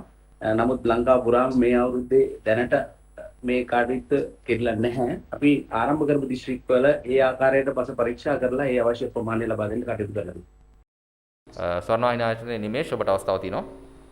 හොඳයි මට දැනගන්න පුළුවන්ද ඊළඟ මේ එළඹෙන කන්නේ සඳහා අවශ්‍ය කරන පොහොර ප්‍රමාණය මේ වෙනකොට හඳුනා ගැනීමක් කරලා තියෙනවද සහ කොපමණ ප්‍රමාණයක් විභාගව සඳහා යනවාද කියලා පොහොර ලේකම් කාර්යාලයට ඒ ප්‍රශ්නේ ඊළඟ කාරණේ තමයි ඇතම් වල්නාශක වර්ග භාවිතය සඳහා අවසර ලැබෙනවා කියලා අපිට තොරතුරු වාර්තා වුණා මේ ජෛව වශයෙන් ලබා දෙන කාබනික වල්නාශක විදිහට මේ කාරණය පිළිබඳව නිරවුල් කරගන්න කැමතියි මේ වෙලාවේ. කාබනික අදර්ශ වල්නාශක තියෙනවා පෙනගොනික් ඇසිඩ් කියලා එකක්. ඒක ඇත්තටම පූර්ව නිර්ගමන වල්නාශකයක්. ඒක මේ කාබනික වගාවේදී ලබා දීමේ හැකියාව තියෙනවා. ඒකම තව මම මේ වෙනකොට බලලා තියෙන විදියට තව නිෂ්පාදන සමාගම් කීපයක් ඒ කියන්නේ ලංකාවට ආනයනය කළා කාබනික වල්නාශක අපිත් එක්ක පරීක්ෂණ පවත්වලා දෙන්න සූදානම්. ඉතින් ඒව තමයි දැනට තියෙන තත්ත්වය. එහෙම නැති වුණොත් අපි රසායනික මර්ධනය කිරීම වෙනුවට අපි යාන්ත්‍රික මර්ධන ක්‍රම හැම සුළු වාරි මහ වාරි ඊළඟ මානව වාරි ක්‍රමයට සහ වර්ෂාපෝෂිත කියන විදිහට අපි පත්‍රිකා නිකුත් කරලා තියෙනවා කොහොමද මේ විභාගයේදී ජලපාවේ නාශනය කරන්න සිදු කරන්න කියලා. ඒකම වාරි මාර්ග දෙපාර්තමේන්තුවයි ගොවිජන සංවර්ධන දෙපාර්තමේන්තුවයි මහවැලි සංවර්ධන දෙපාර්තමේන්තුව මහවැලි අමාත්‍යාංශයයි අපි එකතු වෙලා කෘෂිකාර්ය දෙපාර්තමේන්තුවයි අපි තීරණය කළා තියෙනවා ජලයෙන් මේ වල් මර්ධනය කිරීම සඳහා ක්‍රමවේද සකස් කිරීම සඳහා අවශ්‍ය ජල පාලන ක්‍රමවේද ගැන කතා කරලා තීන්දුව తీරන ආරම්භය. ස්වාධීන රූපවාහිනිය නජිත් ඔබේ අවස්ථාව. අයිබෝන් සුබ දැසනක් මගේ ප්‍රශ්නය යොමු වෙන්නේ ගොවිජන සංවර්ධන දෙපාර්තමේන්තුවේ අපේ අධ්‍යක්ෂ ජනරාල්තුමා මේ දැන් අර කෘෂිකර්ම පර්යේෂණ නිෂ්පාදන සහකාර නිලධාරී මහත්මයාගෙන් අර මේ පොහොර වලට ලබා දෙන මුදල් ලබා ගන්න ගියාම කියන කාරණයක් තමයි ගෙදර පොහොර හදනවා නම් තමයි අපි මුදල් ලබා දෙන්නේ කියන කාරණාව. ඇත්තටම එහෙම දෙයක් තියෙනවා. ඒ කියන්නේ ගෙදර අවශ්‍ය පොහොර ටික හදා ගන්න ඕනේද? පොඩ්ඩක් හරි සමහර වෙලාවට ඉඩකඩ සීමා සහිත වෙන්න පුළුවන්. ඒ වගේ පිරිස් වලට කොහොමද ඔබතුමන්ලා සහනයක් ලබා දෙන්න බලාපොරොත්තු වෙනවද? පොහොර ඒක ඇත්තෙන්ම මිලදී මුදල් ලබා දෙන්නේ මේ පිරිස්ට විතරද? අපි දැන් මේ පිළිබඳ කතා කරොත් ඇත්තටම මේ ගොවියට තමන්ගේ පොහොර ප්‍රමාණය තමන්ගේ කාබනික ඝන පොහොර ප්‍රමාණය සකස් කරගන්න තමයි අපි පොළඹවන්නේ. මොකද ඉදිරි කාලෙදී ගොවියා තමන්ට අවශ්‍ය ප්‍රමාණය සුළු වශයෙන් සකස් කරගන්න ඕන නම් තමයි තමන්ට වැදගත් වෙන්නේ මේ පොහොර ප්‍රමාණය. එහෙම නැති අයට අපි අවස්ථාව දීලා තියෙනවා මේවර සමහරලාට නාගරික ප්‍රදේශවල ඉන්න අය තමන්ගේ භූමිය නැති අයට එයාට විශ්වාසවන්ත තැනකින් මේ පොහොර ප්‍රමාණය ලබා ගන්න. ඒකට අපි මුදල් ප්‍රතිපූර්ණය කරනවා. හොඳ ශ්‍රී ලංකා ගුවන්විදුලි සංස්ථාවේ TDK ජයන්ත මහත්මයා ඔබ අවස්ථාවක් අයදුම් කරනවා. ආයෙනවද? කියන ජයන්ත මහත්මයා එහෙනම්. මම ඇත්තටම මේ කාබනික පොහොර භාවිතය පිළිබඳව මට එක ප්‍රශ්නයක් තියෙනවා මූලික වශයෙන්. ලෝකයේ මේ කාබනික පොහොර භාවිත කරන රටවල් පිළිබඳව අපි තාමත් වැඩිපුර කතා කරන්නේ නැහැ. දැන් යන වාර්තාවල තියෙන්නේ ලෝකයේ කිසිම රටකට සම්පූර්ණයෙන් කාබනික ගොවිතැනට හුරු වෙන්න බෑ. කාබනික ගොවිතැන කරන්න පුළුවන් 20%යි 30% වගේ පොඩි ප්‍රතිශතයක් කියන එක. මේ නිසා අපි යම් උදාසීන භාගයකට පත් වෙලා තියෙනවා. මේ ලෝක තොරතුරු ගලා යෑමේ අඩුවක් තියෙනවා. අපිට යම් රටවල් ආදර්ශ වශයෙන් ගන්න පුළුවන්ද? මොනවද ඒ රටවල්? ඒ රටවල කොහොමද මේක කරන්න කියන එක පොඩ්ඩක් පැහැදිලි ගන්න පුළුවන් නම් ඉතා හොඳයි. මම හිතන්නේ කෘෂිකර්ම අධ්‍යක්ෂතුමාට තමයි ඒකට පැහැදිලි කිරීම ලබා දෙන්න පුළුවන්. නැත්නම් තම තමන්ගේ ක්ෂේත්‍රවල විවිධ අවස්ථාවල් හැම පැත්තෙම තියෙනවා. පොදු උත්තරයක් අපිට ලබා දෙන්න පුළුවන්ද අධ්‍යක්ෂතුමා? දැන් එතුමා කිව්වා වගේ දැනට 100%කට තමයි වැඩියෙන්ම ලෝකේ ගත්තොත් එimhe ගිහිල්ලා තියෙන්නේ. එතුමා හරි. නමුත් අපි ඇත්තටම මේදී මේ මොකද පූර්ණ කාබනික කියන එකේදී තමයි 30% ගැන කතා කරන්නේ. මොකද අපි දැන් බලාපොරොත්තු වෙන්නේ ඇත්තටම මේක පරිසර හිතකාමී විදියට ගිහිල්ලා කාබනික කියන එක පොඩ කාබනික සාහිතිකය ගන්නවා කියන එක වෙනම කතාවක්. ඒකම රටේ අපි ඇත්තටම පරිසර හිතකාමී විදියට ජනතාවගේ සුබසාධනය එහෙම නැත්නම් ජනතාවගේ සෞඛ්‍ය පිළිබඳව සාහිතිකයක් ඉදිරිපත් කරමින් මේ ගොවිතැන කිරීම කියන එක තමයි අතිගරු ජනතුමා ඇත්තටම පළවෙනියට බලාපොරොත්තු වෙන්නේ. ඊට පස්සේ සම්පූර්ණ කාබනික කියන වගාවේ තියෙන ඒවයේ මේ ඉස්සෙල්ලා ඒකට තියෙන වෙනම සාහිතික ලබා ගැනීම. ඒ සාහිතික තුලින් අපිට අර ඉස්සෙල්ලා අපි පූර්ණිකාවේ සඳහන් කර විදියට අපි පිටරට ඒ කියන්නේ අපනයන ආදායම ලබා ගැනීම සඳහා වෙළඳ පොළවල් සකස් කර ගැනීමත් මේක තුලින් යනවා. ඒ නිසා අපි ඇත්තටම මොකද හුඟක් රටවල් එකපාරටම අපි මුළු රටේම ක්‍රමයෙන් යනවා. ඒ වගේ අපි වැඩසටහනක් මේකේ යනවා. අපි ඒ නිසා මම හිතන්නේ අපිට මේක ලොකු අභියෝගයක් වෙයි කියලා. මේ අදහසේදී අපි දැන් නවත්තලා තියෙනවා සියලුම රසායනික ද්‍රව්‍ය ලංකාවට ගෙන එීම. එතකොට ඒකෙන් වෙන්නේ අපි රට තුළම මේ කාබනික වගාව සඳහා නැඹුරු වීම. එතකොට සහතික ලබා ගැනීම ඊට පස්සේ පසුව තීරණය කරගන්න පුළුවන්. එතකොට සහතික කරන ලද කාබනික වගාව කියන එකට එතකොට අපිට යන්න පුළුවන් වෙනවා ක්‍රමක්‍රමයෙන්.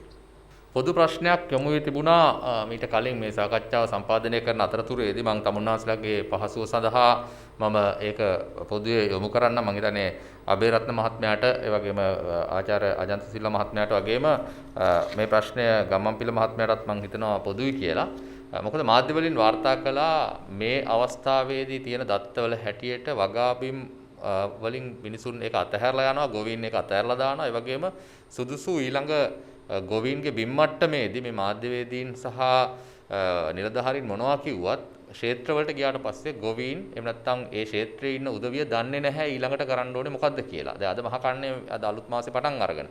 එතකොට ඒ අයට ගන්න පුළුවන් සාමාන්‍ය විදිහ මොකද්ද? එහෙම නැත්නම් අපේ මාධ්‍ය වලින් අපි එලි කරලා දුන්නොත් ඔවුන් ටෙලිවිෂන් තිරවලට එනවා ගොවි නායකයන් විදිහට උද්ඝෝෂණය කරනවා අපිට පොහොර ටික ලබා දෙන්න කියලා. මේක ඔබතුමාලා තෘප්තිමත්ද 100%ක් මේක ග්‍රාස් රූට් ලෙවල් එකටම ගිහිල්ලා තියෙනවා කියලා. නැත්නම් ගොවි මේ ක්ෂේත්‍රයටම ගිහිල්ලා තියෙනවද කියලා. නිලධාරි මට්ටමින් නැවතිලාද? කොයිතරම් දුරට අපිට තව සම්පූර්ණ කරගන්න තියෙනවද මේ පණිවිඩය මේ පොහොර තියෙනවා. පොහොර ගන්න පුළුවන් මේ විදිහට හදා ගන්න පුළුවන් මේ විදිහට මේ පණිවිඩය කොච්චර තව ආවරණය කරන්න තියෙනවද රටේ? ඇත්තටම කිව්වොත් දැන් අපි මේ දිනවල අපි නිරීක්ෂණය කරා විවිධ දිස්ත්‍රික්කවල ගිහිල්ලා ගොවීන් ඇත්තටම මම හිතන්නේ හුඟක් වෙලාවට ඒ අවශ්‍ය කාබනික පොහොර ගොඩක් වෙලා නිෂ්පාදනය කරලා තියෙනවා. ඒ වගේම අපගේ ගොඩක් වෙලාවට තියෙන දේශීය සමාගම් මම හිතන්නේ විශාල නිෂ්පාදන වලට එකතු වෙලා තියෙනවා. මම හිතන්නේ ඒක නිසා විශේෂයෙන්ම අපිට අවශ්‍ය පොහොර ප්‍රමාණය රට තුළ ගොඩක් වෙලාවට නිෂ්පාදනය කරගන්න පුළුවන්. අපි හැමෝම පිළිගන්නවා. නමුත් මේ රටේ තියෙන මේ කොවිඩ් සංගතය නිසා අපිට අර ඒ කාලේ කරා වගේ ගිහිලා ශේෂ්ත්‍රවලට බහැලා හුඟක් වෙලාවට දැනුවත් කිරීම කරන්න බෑ. නමුත් දැනට අපි ගත්තොත් අපිට විවිධ ප්‍රදේශවලින් ලොකු එතරම් විශාල වශයෙන් අපිට එනවා තොරතුරු නැත්නම් ඒ පින්තූර පවා නිෂ්පාදනයට යොමු වෙලා තියෙනවා. ඉතින් ඒ නිසා රජයේ මේ ගත්ත පියවර අනුව මම හිතන්නේ රටට අවශ්‍ය පොහොර වැඩි ප්‍රමාණයක් ගොවීන් නිෂ්පාදනය කරගන්නවා. ඒ කොටසක් මම හිතන්නේ අපේ ඇත්තරම දේශීය නිෂ්පාදකයෝ ලබා දෙනවා. අනිත් අර මදි පාඩුවට තමයි මේ කන්නේට පමණක් වගේ බලාපොරොත්තු තියෙන්නේ අර ආනයනය කරන පොහොර භාවිතා කරනවා. ඇත්තටම අපි බලාපොරොත්තු වෙනවා මේ සඳහා මම හිතන්නේ දැනටත් කෘපරිස මහත්වරු ඒ වගේම කෘෂිකර්ම උපදේශක ඒ සියලුම දෙනා මම හිතන්නේ දැනට මේ සඳහා අවතීර්ණ වෙලා තියෙනවා. දැන් මාකදුර පරීක්ෂණ ආයතනය ගත්තොත් ඒකෙන් දැනටත් මම හිතන්නේ සූම් තාක්ෂණය ඔස්සේ විශාල වශයෙන් පුහුණුවීම් සිදු කරලා තියෙනවා. පත්‍රිකා බෙදා හැරලා තියෙනවා. මම හිතන්නේ මේ ක්‍රමවේදය අපි 2008 පටන් අරගෙන ඒ ක්‍රියාදාමයේ ගියේ හින්දා ගොවීන් ඒ වගේම ක්ෂේත්‍ර නිලධාරීන් මේ පිළිබඳව දන්නවා. ඒක නිසා මේ වැඩි ප්‍රමාණයක් මම හිතන්නේ දැනට පොහොරවල හිගතාවයක් නැතුව අපිට සම්පූර්ණ වගාව ආවරණය කරගන්න අවස්ථාවක් ලැබෙනවා. දැන් අර ඉස්සෙල්ලා කිව්වා වගේ වී වගාවට ඒ වගේම අනිකුත් භෝග සඳහා අපි ඊයේ පැවැත්වුවා සාකච්ඡාවක් මේ ඇතරම ප්ලාන්ටේෂන් මිනිස්ට්‍රියත් එක්ක නැත්නම් වැවිලි භෝග අමාත්‍යාංශයත් එක්ක. එතකොට ඒකලොත් දැනට ඒවට අවතීර්ණ වෙලා තියෙනවා. වෙලා අනිත් එක මම හිතන්නේ නිෂ්පාදන වලට මුල් තැන දීලා නිෂ්පාදනය කරගෙන යනවා. ඒක නිසා මම හිතන්නේ අපිට ගැටලුවක් වෙන්නේ නැහැ. අවශ්‍ය කාබනික පොහොර ප්‍රමාණය රට තුළ දැනට නිෂ්පාදනය වෙමින් තියෙනවා. ඒ වගේම අවශ්‍ය ඉදිරි ක්‍රියාමාර්ග මම හිතන්නේ ගනිමින් තියෙනවා. මේ අතරතුරේදී ජනාධිපති මාධ්‍ය කේන්ද්‍රයෙන් තමුන්නාන්සලට ලබා දෙන්න පුළුවන් සේවාවක් පිළිබඳව මතක් කරනවා. මේ සම්බන්ධව අනාගතයේදී තමුන්නාන්සලා ලියන ඒ වගේම නිර්මාණය කරන ඕනෑම ලියවිල්ලකට වැඩසටහනකට මේ සම්පත්දායකයන් සම්බන්ධීකරණය කර දීම ඒ වගේම ඒ අවශ්‍ය දත්ත වගු සංඛ්‍යාලේඛන පරීක්ෂණ පත්‍රිකා මේ සියල්ල සම්බන්ධීකරණය කරලා දෙන්න අපේ කාර්ය මණ්ඩලය සූදානමින් ඉන්නවා. ඒකට සඳහා අවශ්‍ය සහායය ලබා ගන්න අපේ පරීක්ෂණ කණ්ඩායම මේ සඳහා අවශ්‍ය සම්බන්ධීකරණය කරයි. ඒ වගේම තමුන්නාන්සලාගේ වැඩසටහන් වලින් ලේඛන වලින් එහෙම නැත්නම් විවිධ වාර්තා වලින් ඉදිරිපත් කරද්දී අදාළ නිලධාරීන්ගේ එහෙම නැත්නම් රාජ්‍ය පාර්ශවයේ තොරතුරු අසා ඒක තහවුරු කර ගැනීමෙන් පස්සේ වාර්තා කරනවා නම් ඒක පාඨකයන්ට, ශ්‍රාවකයන්ට, ප්‍රේක්ෂකයන්ට වඩාත් සාධාරණ වාර්තාකරණයක් සඳහා මඟ පෙන්වාවි. ඒක නිසා ගොවි නියෝජිතයන්, ගොවි සමුළු, ගොවි නායකයන් දේශපාලනාර්ථයෙන් කරන විවිධ ඉගැන්වීම් හරහා පමණක් ඉදිරියට එනවා නම් වාර්තා කිරීමේදී මේ පාර්ශවයෙන් විමසීමක් කරන්න. එතකොට අපි අපේ පාර්ශවයේ කොයි ආකාරයෙන්ද ක්‍රියාත්මක වෙන්නේ, ඒක සැබෑවක්ද කියන එක ගැන තහවුරු කරලා දෙන්නම්. ඉන් අනතුරුව දෙපාර්ශවයම එකට වාර්තා කිරීමෙන් සමමිතික වාර්තාකරණයක් අපිට අපේ රටේ ශ්‍රී ලාංකිකයන්ට ලබා දෙන්න පුළුවන්. ඒක හොඳ අවස්ථාවක්. මම හිතන්නේ තව ප්‍රශ්නයක් අහන්නට අවස්ථාව ඉල්ලනවා. ඔව්, සුප්‍රීම ටීවී කාංචන ඔබේ අවස්ථාව. මණ්ඩලේ මම අහන්න කැමතියි මේ වෙනකොට විපක්ෂයේ සහ ඒ අදාළ රජයට ප්‍රතිවිරුද්ධ කණ්ඩායම් සමාජයේ ස්ථානගත කරනවා මතයක් ඉදිරියේදී මේ පොහොර අර්බුදය නිසා අනිවාර්යයෙන්ම සාගතයකට නැත්නම් ආහාර හිඟයකට දැවැන්ත ලෙස රට යොමු වෙනවා කියන එක. එතකොට ඒක සමාජ මාධ්‍ය හරහා ස්ථාපිත කරමින් පවතිනවා. එතකොට මේ ප්‍රායෝගික වැඩපිළිවෙලට අමතරව මේ පොහොර කාබනිකරණයට අමතරව ඒ වගේ මේ ජනතාවගේ මනසට යම්කිසි නිවැරදි පණිවිඩයක් ජනගත කරන විශේෂම සමාජ මාධ්‍ය මේ වෙනකොට අපේ ප්‍රධාන මාධ්‍ය ධාරාවට අමතරව සමාජ මාධ්‍යයෙන් මේක බොහොම දරුණු විදිහට යන නිසා ඒ වෙනුවෙන් මොකක් හරි වෙනම වැඩ පිළිවෙලක් ඔබතුමාලා සාමූහිකව මේ වෙනකොට කරමින් පවතිනවාද කියන එක මට දැනගන්න කැමතියි. අපි මාතෘකාව කෙලින්ම යොමු කරමු ආචාර්ය අජන්ත සිල්වා මහත්මයාට. ස්වභාවික උදුරක් හැරෙන්නට පොහොර තීන්දුව සම්බන්ධව මේ කාබනික පොහොර ක්‍රියාත්මක කිරීම නිසා තමුන්නාන්සලාගේ ගණනයන් හෝ පුරෝකථනයන් අනුව ලංකාවේ සාගතයක් ඇති වෙන්න පුළුවන්ද බැරිද? ඔකයි සරල ප්‍රශ්නය කෙලින්ම. එහෙම එන්න හේතුවක් නැහැ. හේතුව මම පළවෙනිට සඳහන් කරේ අපි ශාකයට අවශ්‍ය වෙන්නේ නයිට්‍රජන්, ෆොස්ෆරස්, පොටෑසියම්, ඊළඟට අනිකුත් අංශු මාත්‍ර මූලද්‍රව්‍ය, මැග්නීසියම්, ඒ වගේ අපි ගොඩක් ගත්තොත් එහෙම මූලද්‍රව්‍ය වශයෙන් තමයි ගහට අවශ්‍ය වෙන්නේ. මොකද ඒ තුලින් තමයි ශාකයේ තියෙන ප්‍රභාසංශ්ලේෂණය කියලා ක්‍රියාවලියක්. ඒ තුලින් තමයි ආහාර නිෂ්පාදනය සිද්ධ වෙන්නේ. එතකොට ඒකට අවශ්‍ය ප්‍රමාණය දෙන එක අපි දෙන්නේ කොහොමද කියන එක මම නිකන් වෙන උදාහරණයක් අරන් ගත්තොත් අපි කන්නේ මේ කාබෝහයිඩ්‍රේට් දෙන්න බද්ද, පාන්ද, ඒ වගේ මේ ප්‍රෝටීන් දෙන්න මස්ද, එහෙම නැත්නම් කවුපිද, ඒ කියන වගේ මේ ක්‍රමවේදයේ වෙනසක් වුණාට අපිට දෙන ප්‍රමාණය දෙනවා නම් ගහ ඒ වර්ධනයේ සපුරා ගන්නවා. ඒ ගහ සම්පූර්ණ වර්ධනයේ සපුරා ගත්තොත් අපි බලාපොරොත්තු වෙන අස්වැන්න ලැබෙනවා. ඒක තමයි මේ විද්‍යාත්මක පැහැදිලි කිරීම. ඉතින් ඒ මත ඉඳගෙන මට කියන්න පුළුවන් ස්වභාවික උදුරක් නැත්තම් වෙන ප්‍රශ්නයක් ආවේ නැත්තම් අපිට ජලයේ ප්‍රමාණවත් ලැබෙනවා නම් මේ වගාව හරියට ගොවි මාතෘ අපේ නිර්දේශත් එක්ක යනවා නම් මම විශ්වාස කරනවා අපිට අස්වැන්නේ ලොකු වෙනසක් වෙන්නෙම නැහැ. මට ප්‍රශ්නයක් යොමු පුළුවන්ද? මම ලක්තුන් ගුවන්විදුලියෙන් දුල්මිනි. දුල්මිනි අහන්න ඔබේ ප්‍රශ්නය. ඔබ මොකද්ද මාධ්‍ය ආයතනය? ලක් FM රේඩියෝ එකේ. හොඳයි. අහන්න දුල්මිනි.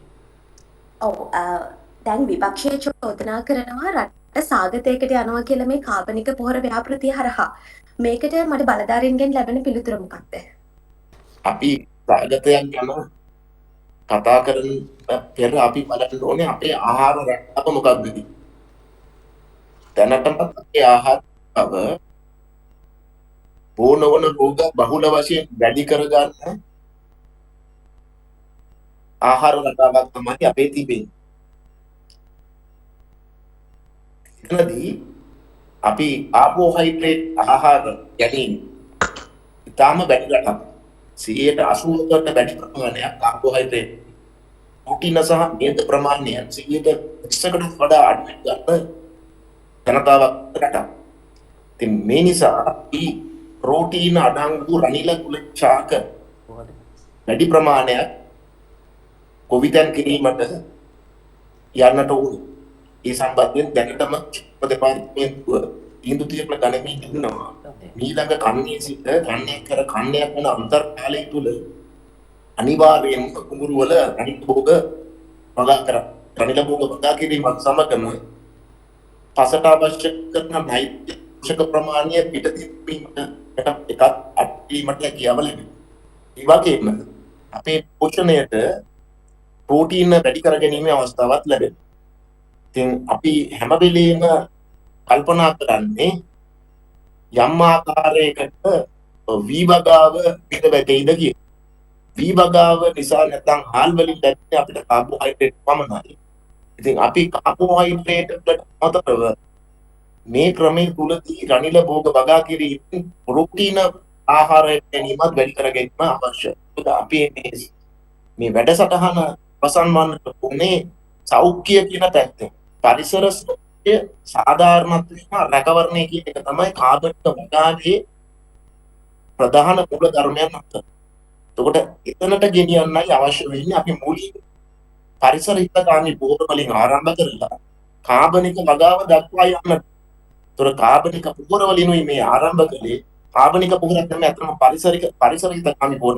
අපි ගෙන්නන්නේ කාබනික කියන අන්තර්ජාතික ප්‍රමිතිය යුක්ත ඉහළ ප්‍රමිතියෙන් තියෙන කාබනික ද්‍රව්‍ය ගෙන්නන්නේ විශේෂයෙන්ම අපි අධ්‍යක්ීම තමයි ස්ථානීය රටවල් වල නියම පළදාව ගන්න බැරි වුණේ ඒ රටවල් වල නිෂ්පාදනම භාවිතා කරන්න කියලා ඒ රටවල් වලට නියම පෝෂණ ප්‍රමාණය ශාකවලට ලබා දෙන්න බැරි වුණා. ඒ පිළිබඳව අධ්‍යයනය කිරීමේ අනතුරුව තමයි අපි විශේෂ රටවල් වලින් ඉහළ ගුණාත්මකයක් තියෙන කාබනික පොහොර ගෙන්නන්න ඕනේ කියන ওই තාක්ෂණික කටයුතු තීරණය කළේ. ඒ අනුව අපි අපේක්ෂා කරන්නේ නැහැ අපේ විභාගාවේ හරි වෙනත් භෝගවල හරි විශාල හානියක් භෝග පළදාගේ හානියක් බලාපොරොත්තු වෙන්නේ. නමුත් මේක අභියෝග කාලයක් අපි පිළිගන්නට ඕන කාරණයක් තමයි ලෝකේ පුරාම කොවිඩ් තත්ත්ව නිසා අභියෝග තත්ත්වයක් තිබෙනවා. අපිට පුර ගෙන්න ගන්න යන අපිට නාවික ගමනවල ගැටලුවක් ලෝක ආර්ථික තත්ත්වයකට පුළුවන්.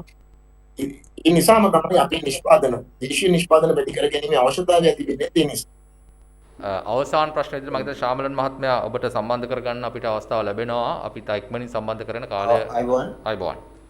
මට ගන්න තියෙන ප්‍රශ්නේ කියන්නේ සමන් පෝෂිත ආර්ථිකය තියෙන රටක් ඒ සැලසුම අනුව ශ්‍රී ලංකාවේ ඉන්න තරුණයන්ට කියන්නේ ඔක කඳුකර සහ උතුර සහ නැගෙනහිර තරුණයන්ට කුමක් හරි වෙලෙවලුවක් තියෙනවද? ඒ වගේම කඳුකර තියෙන තේ කර්මාන්තේ කියන්නේ ඒ ඉඩම් වල තරුණයන්ට මොකක් කරේ කියන්නේ ඒගොල්ලෝ තියෙන අර ඉඩම් බෙදා දීලා මොකක් කරේ රැකියාවක් ලබා දෙන්න මොකක් කරේ සැලසුමක් තියනවාද? ඒත් එක්කම අර පොහොර සානාධාරයෙන් තියෙන ඒ සැලසුම සම්බන්ධයෙන් දමිළ භාෂාවෙන් කිසිම සුළු පැහැදිලි කිරීමක් කරන්න පුළුවන්. ඉඩම් සම්බන්ධ ප්‍රශ්න අපි මහත්තුරුම නිදහස් කරන්න. මොකද මේ මහත්තුරු කෘෂිකර්මය සම්බන්ධ මිසක් ඉඩම් බෙදා දීම සම්බන්ධව ප්‍රකාශ නිකුත් කරන්න මහත්තුරුන්ගේ විශේෂ රැකියාවක් ලබා ගන්න පුළුවන්ද කියන්නේ මේ කෘෂිකර්මාන්තයේ සම්බන්ධයෙන් මොකරි රැකියාවක් ලබා දීමට සැලසුමක් තියෙනවද? මෙහි රැකියා සම්බන්ධව අපි මෙහෙම කතා කරමු. පොහොර සම්බන්ධව අලුත් දේශීය වෙළඳපොළක් සම්බන්ධව වගේම මුදලක් බෙදා හැරීම සම්බන්ධව කතා කරලා තිබුණා. මේක සම්බන්ධව මම හිතන්නේ කතා කරේ මේ අදහස් ඉදිරිපත් කිරීමේදී අපේ අබේරත්න මහත්මයා ඔබතුමාට පහසු නම් ඒක නැවත මතක් කරන්න ඕනේ. ඔව් මම හිතන්නේ මේ උත්සාහය සම්බන්ධව දැන් දේශීය සම්බන්ධයෙන්ම ගත්තොත් දේශීය පොහොර නිෂ්පාදකයන් ජාතික මට්ටමින් මම දැන් පොහොර ලේකම් කාර්යාලයේ මේ සම්බන්ධ සවිස්තර වාර්තාවක් දෙයි. අපි ජාතික මට්ටමින් තොරතුරු එකතු කරා මේ ව්‍යවසායකත්වයේ දක්වන්න කැමැති අයගේ නාම ලේඛන අපට දෙන්න කියන මම හිතන්නේ විශාල තරුණ පිරිසක් ඉදිරිපත් වෙලා තිබ්බා මේ කාබනික පොහොර නිෂ්පාදනය කරන්න. ඒ නිසා මම හිතන්නේ මේ කාබනික පොහොර කියන වැඩසටහනත් එක්ක විශාල රැකියා ප්‍රමාණයක් දිවි වෙනවා ඉදිරියේදී.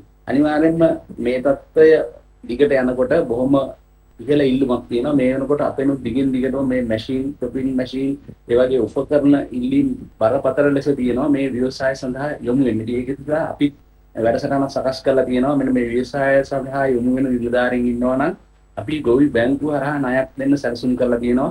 ඒ වගේම මිලියනය දක්වා ඒ ණය මුදල දෙනවා. ඒ වගේම අපි යන්ත්‍රෝපකරණ අපයන්ට යොමු වෙලා තියෙන අපේ ගොවිජන සේවා මධ්‍යස්ථාන මගින් මේ වෙන විටත් අපි ටොපින් මැෂින් යම් ප්‍රමාණ ලබා දීලා දෙනවා. ඉදිරියේදී ලබා දෙනවා. මේ අයට ඒක කුලී පදනම මත හෝ එහෙම නැත්නම් අපි කියලා තියෙන අඩු ආදායම් නම් සහනාධාර පදනම මත මේවා ලබාගෙන තමන්ගේ නිෂ්පාදන කරලා නිෂ්පාදන ලැබි කරගන්න අවස්ථාව සකස් කරගන්න කියලා. ඒ වගේ ව්‍යවසායකත්ව මේ කෘෂිකර්මයේ සම්බන්ධයෙන් යොමු වෙලා තියෙනවා මේ කාබනික පොහොර සම්බන්ධ වීම සම්බන්ධ. මේ අවස්ථාව අද දවසේ නිමවට පත් කරනවා. සියලු දෙනාට ස්තුති රාජ්‍ය පාර්ශවයලුත් ඒ වගේම දාබර මාධ්‍යවේදී මිතුරුනි ඔබ සියලු දෙනාටම ස්තුතියි අද දවසේ සම්බන්ධ වීම ගැන.